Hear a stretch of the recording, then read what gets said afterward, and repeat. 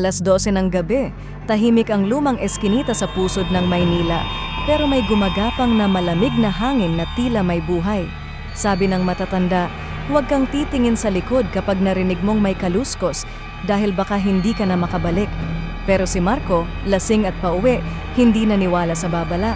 Habang naglalakad siya, napansin niyang humaba ang sariling anino niya sa madilim na kalsada. Sa bawat hakbang, mas lumalalim ang dilim at parang may sumusunod na anino na walang mukha. Biglang sumabay ang isang aninong dahan-dahang sumusunod sa bawat galaw niya, walang tunog kundi ang tibok ng puso ni Marco na parang sasabog.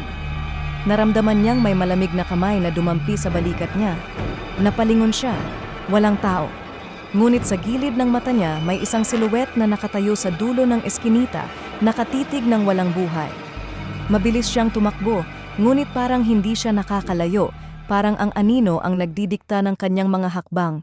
Paulit-ulit niyang naririnig ang bulong, "Huwag kang lilingon." Ngunit sa huling pagkakataon, hindi niya napigilan ang sarili. Paglingon niya, isang malalim na itim na anino ang sumakop sa buong paligid, nilamon ang liwanag at hangin. Hanggang ngayon, may mga nagsasabing may kumakaluskos pa rin tuwing hating gabi sa eskinita. Ikaw, kaya mo bang dumaan sa eskinita ng Maynila ng mag-isa? Ano ang gagawin mo kung marinig mo ang kaluskos sa likod mo?